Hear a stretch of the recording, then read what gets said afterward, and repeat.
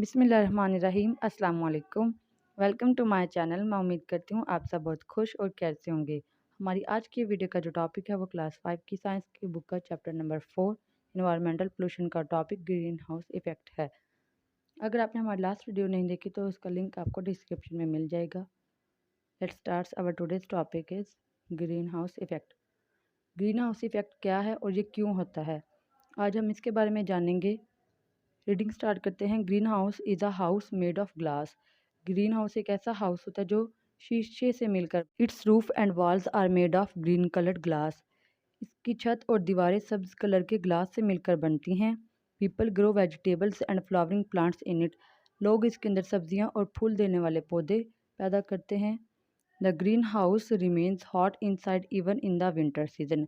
Green house जो है ये सर्दियों में भी गर्म रहता है। The sun rays enter in the green house through its glass. और इसके अंदर शुआएं जो हैं वो दाखिल होती हैं जिसकी वजह से ये गर्म रहता है। These rays produce heat inside. सूरज की जो शुआएं होती हैं उसकी वो इसके अंदर हीट पैदा करती हैं, हरारत पैदा करती हैं। The heat can not go out of glass.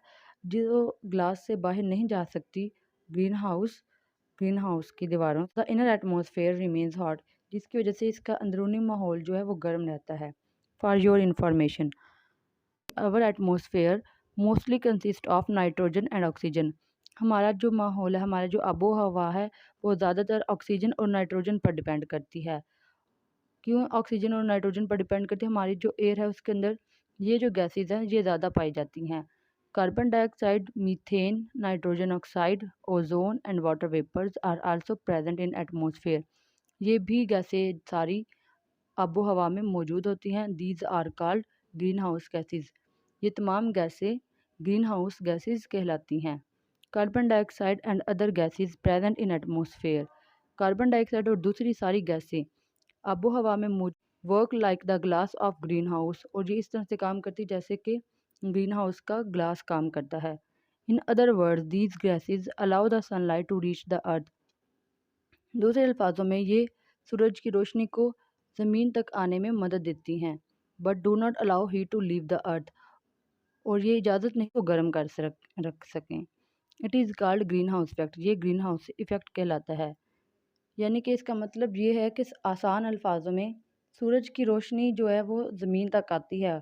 ये रेज़ जो हैं वो हरारत लेकर आती हैं, लेकिन ये गैसें जो हैं इनकी एक लेयर आ जाती है ज़मीन पर, जिसकी वजह से ये हरारत को तो आने देती हैं लेकिन उसकी जो कैपेसिटी है उसे नहीं आने देती, जिसकी वजह से हमारी ज़मीन का जो टेम्परेचर है वो गर्म होता है। In this way our earth remains hot, जिसकी वजह से हमारी ज़मीन का दर्जा हरारत जो है वो गर्म हो रहा है दिन ब दिन। When fossil fuels is burn, जब फॉसल फ्यूल्स को जलाया जाता है। फॉसल फ्यूल्स क्या है? ये कोल, ऑयल और गैस हैं। जो मैंने हाईलाइट कर दिया, आप भी हाईलाइट कर लें। और ये मुर्दा जानवरों और पौधों से मिलकर बनता है। कोयला जो है ये कुदरती तौर पर पाया जाता है। गैस और ऑयल ये कुदरती तौर पर पाए जाने वाले फॉसल फ्यूल्स हैं। And other green house gases are emitted into the atmosphere, और दूसरे ग्रीन हाउस गैसेज जो हैं वो एटमॉस्फेयर में दाखिल होती हैं। It results in the increase of temperature of the earth, जिसकी वजह से ज़मीन का जो दर्जा हरारत है वो बढ़ रहा है। It is called global warming. ये ग्लोबल वार्मिंग कहलाता है। The climate of world is changing due to global warming. पूरी दुनिया का जो क्लाइमेट है, मौसम है उनके, वो तब्दील हो रहे हैं ग्लोबल वार्मिंग की वजह से। It is causing more and more rains and floods, जिसकी वजह से ज़्यादा बारिशें और सैलाब आ रहे हैं। The ice of north and south poles is melting at faster rate. North और साउथ पोल्स के जो आइस है, उनके जो ग्लेशियर्स हैं, ग्लेशियर्स होते हैं ऐसे पहाड़ जो बर्फ़ से बनते हैं, जिनके ऊपर बर्फ़ ही बर्फ़ होती है, उन्हें हम ग्लेशियर्स कहते हैं। वो पिघल रहे हैं और जिसकी वजह से सैलाब और बारिशें आ रही हैं। अभी भी आप लोगों को पता होगा कि पाकिस्तान में करंटली जो सिचुएशन है वो सैलाब की वजह से बहुत ज़्यादा तबाही मचा रही है। Do you know coal, crude oil and natural gas are all considered fossil fuel. Coal, oil और नेचुरल गैस जो हैं ये सारी फॉसिल फ्यूल्स हैं। They were formed from the fossilised buried remains of plants and animals. ये मुर्दा और दफन किए हुए पौधों और जानवरों से मिलकर बनते हैं। That lived millions of years ago on the earth, जो ज़मीन पर हज़ारों साल पहले रहते थे। ड्यू टू इट, जिसकी वजह से the level of sea water is rising, समंदर का जो लेवल है वो बढ़ रहा है। इफ़ दिस प्रोसेस कंटिन्यूज, अगर ये प्रोसेस इसी तरह चलता रहे, द कोस्ट एंड आइलैंड्स में disappear in the earth in the sea, जो साहिल हैं और जो जजीरे हैं वो समंदरों से गायब हो जाएंगे। Preventive measures to reduce pollution, हमें ऐसी कौन सी रोकथाम करनी चाहिए जिसकी वजह से आलूदगी में कमी हो। We should shift the factories away from the cities to reduce the effects of pollution, हमें फैक्ट्रीज़ को, जो शहरी आबादी है उससे दूर मुंतकिल करना चाहिए। हमें फैक्ट्रियों को सिटीज़ से दूर लगाना चाहिए। The smoke of factories should be made ineffective before releasing in the air, फैक्ट्रियों में से निकलने वाले धुएं को गैर असर करना चाहिए हवा में छोड़ने से पहले। Polluted water should not be poured into rivers, गंदे पानी को दरियाओं के पानी में नहीं डालना चाहिए। कैनाल्स एंड लेक्स, और नदियों और नहरों में। The garbage and solid waste of houses and factories should be disposed of in a proper way, कूड़े को और सॉलिड वेस्ट को घरों से भी और फैक्ट्रियों से भी मुकम्मल तौर पर डिस्पोज करके फेंकना चाहिए। The number of vehicles need to be reduced, गाड़ियों को भी कम करना चाहिए। And smoke emitting vehicles should be banned, और ऐसी गाड़ियाँ जो धुआं छोड़ती हैं उन पर बैन लगाना चाहिए। Cutting of trees and forest should be reduced, और दरख्तों की और जंगलात की कटाई को कम करना चाहिए। There should be more tree plantation, और ज़्यादा से ज़्यादा दरख्त लगाने चाहिए। इंटरेस्टिंग इन्फॉर्म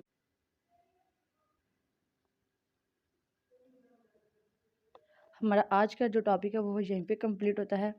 इसी के साथ अगर आपके कोई क्वेश्चन है टॉपिक रिलेटेड तो आप कमेंट्स बॉक्स में कमेंट करें, और आप अंडरलाइन कर लें कि ये चीज़ें आपने लर्न करनी है इस टॉपिक के अंदर, कि ग्रीन हाउस क्या है और ये कैसे बनेगा, इसके फ़ायदे क्या हैं, ये सब आप हाईलाइट कर लें।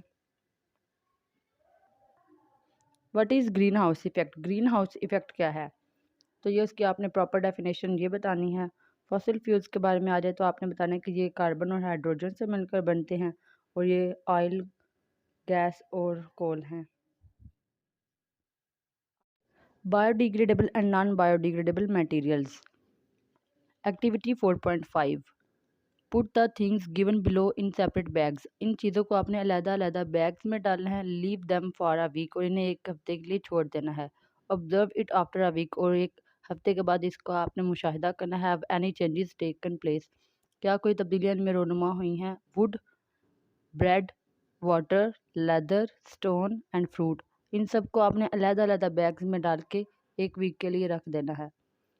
Y it is appropriate to bury dead bodies and peels of vegetables, ये क्यों ज़रूरी है कि आप मुर्दा जिसाम को दफनाएं और वेजिटेबल्स के जो छिलके हैं उनको। In fact the dead bodies are converted into simple components, ताकि ये जो डेड बॉडीज़ हैं ये सिंपल कंपोनेंट्स में कन्वर्ट हो जाते हैं by bacteria and fungi, bacteria और फंजाई की मदद से।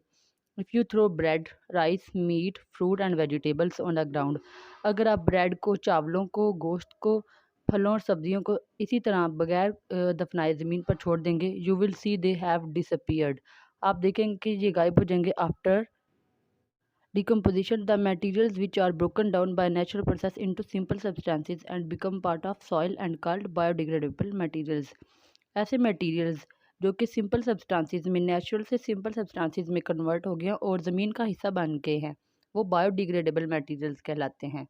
The materials that do not break down into simple substances by natural process are called non biodegradable materials, ऐसे मटेरियल्स जो सिंपल सब्सटेंसेस में कन्वर्ट नहीं होते नेचुरल प्रोसेस से, उन्हें हम नॉन बायोडिग्रेडेबल मटेरियल्स कहते हैं।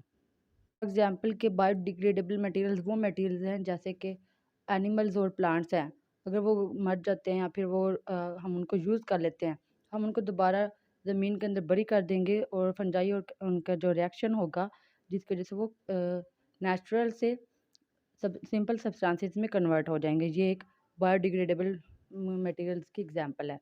इसी के साथ हमारे पास जो प्लास्टिक है और रबर है, इसको अगर हम बरी करें, दफनाएं ज़मीन के अंदर, तो इनके ऊपर कोई केमिकल रिएक्शन नहीं होगा फंजाई और बैक्टीरिया का।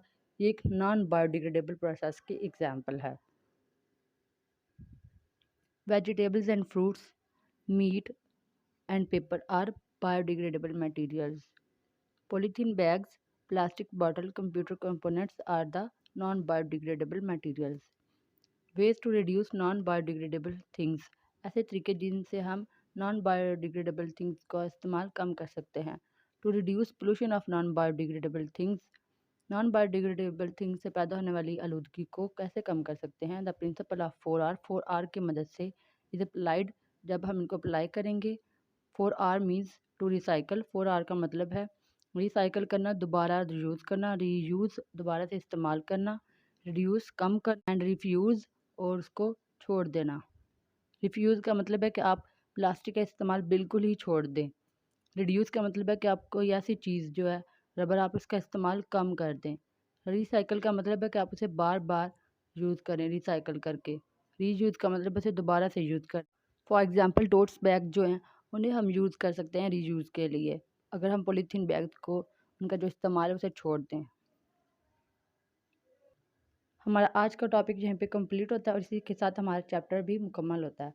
अगर आपका कोई क्वेश्चन है टॉपिक रिलेटेड तो आप हमसे कमेंट में पूछ सकते हैं। Thank you so much for watching.